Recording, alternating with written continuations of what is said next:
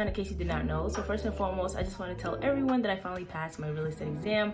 I'm super happy and just grateful because I did wake up like for 2.5 to 3 weeks back to back every single day, non-stop studying, so I knew I passed. Just like a bunch of vocabulary that's on the test: bundles of rights, real property, personal property, fee simple, absolute, percentage lease, severalty, joint tenancy. You pick anything and I can tell you. Liens, general liens, that's liens that go after everything. Specific liens go after certain things. List pendants means pending litigation. Injunctions means to stop commingling. That's when you mix your money with clients' money. You can't do that. Debit, money owed, credit, money gain. What you need to know: chain of title, that's all the owners that own the property. Abstract of title, summary of it. Titles is that's ownership. You know what I'm saying? Like anything, usury, TILA, nominal rate, financial rate is the cost. Is the rate to borrow money, including with all fees. Nominal rate is literally just the opposite of that. Subleases is the same as subletting, is the same as a sandwich lease. Like, what you need to know, everything here, I memorized, and literally, I breezed through that shit. It was 75 questions. I am in New York, so I don't know if the amount of questions on the test differs per state. 75 questions. I had 1 hour and 30 minutes to finish. I finished in under an hour.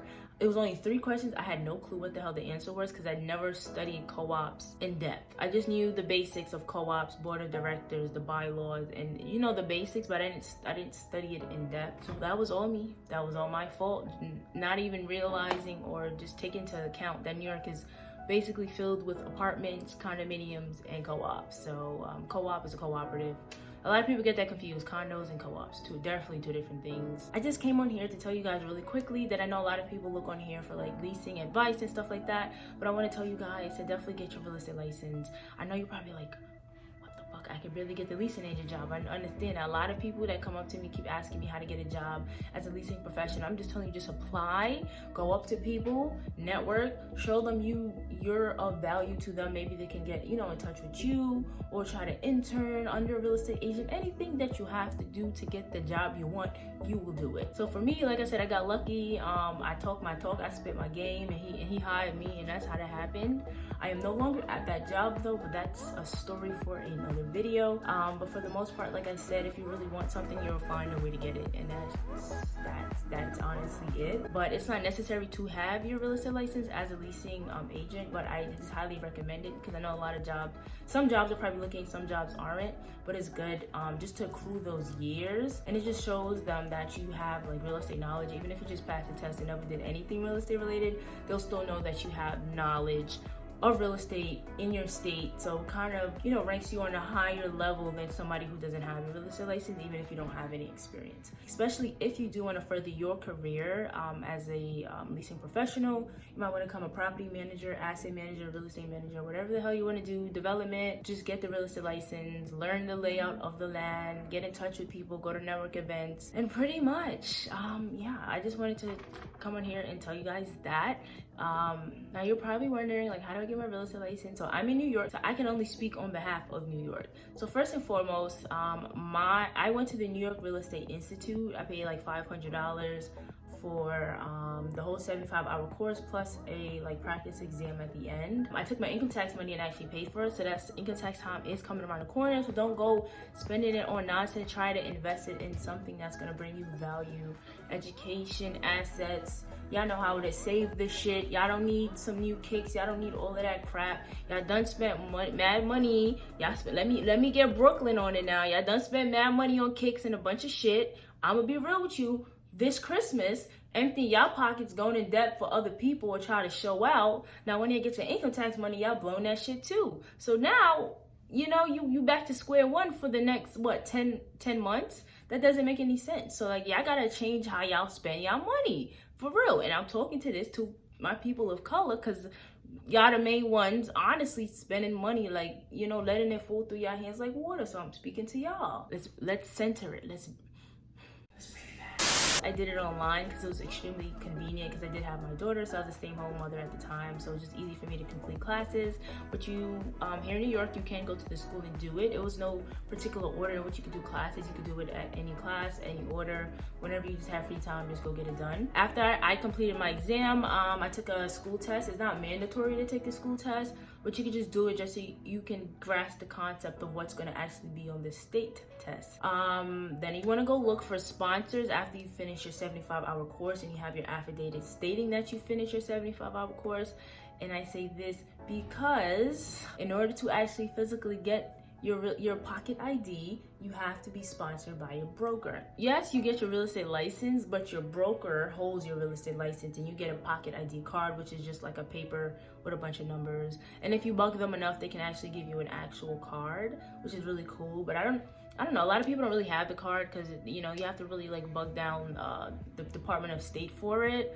But I'm gonna bug you down because I want my card. Okay, I studied hard for it and I deserve it. You know, go out there while you're taking your test, interviewing brokers, make sure you know them, make sure they have the resources and everything that you want and need to succeed. The people around you, make sure he's available when you need help in order to succeed as an agent. You're making money because you're under him and you're giving him a piece of your cut. So if I'm giving you a piece of any damn thing, I need to make sure you have what I need in place to make, you know, get this money rolling. Especially because you're on commission, you want to make sure that you have everything you need because you're like I said, you're on commission, you're getting paid on production, not the time you work. So that's very important. But once you find your broker, then you could apply for your license and then put your sponsor and broker in and then get your license. I just want to promote to a lot of these you leasing professionals out here that watch my videos and are interested in leasing to definitely get your real estate license. You know, show employers that you know the market, even if you don't.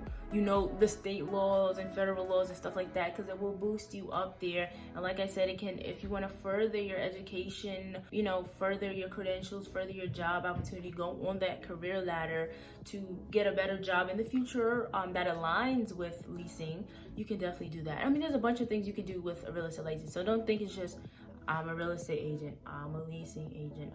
There's a bunch of things you have to do. Go on Google and find it. That's how I found out about leasing. Another tip I wanted to drop for you guys was that your license is reciprocal in other states, meaning they grant you authorization to transfer your license to do work or whatever it is that the license is for in their state. So for example, I'm in New York right now, got my real estate license, I can transfer to Connecticut. I don't have to take a test over again, but like I said, every state has different requirements. Some states, I believe like Illinois and Colorado, you have to be a broker, meaning you have to have 2 years of experience and you have to be 20 years old in order to get your broker's license, in order to transfer. And you also have to be sponsored by your broker from the state you're in to go there. And you also have to live in that state in which you're transferring.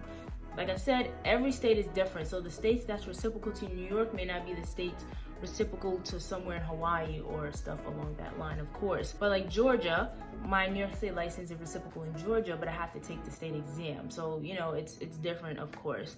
But I'm definitely trying to get another license in another state. I believe you can only have two licenses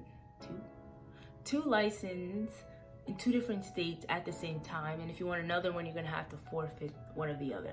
And now that I'm gonna bring the bad news to you guys, the bad news is that I will no longer be uploading apartment videos, no longer be doing apartment walkthroughs. I know a lot of people like looking at houses and apartments, and I understand that, but change of plans, change of careers, not of careers, but my career path and what I wanted to do, I kind of found something else.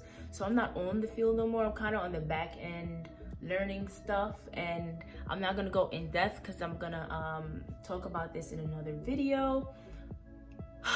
I know, a lot of people really love me doing the videos, but if you do have, I'm still a leasing agent, I'm just not on the field. Let's just get that clear. So if you do have any questions, you can definitely still write them down below. And if you guys have any videos you want to see, definitely write them down below.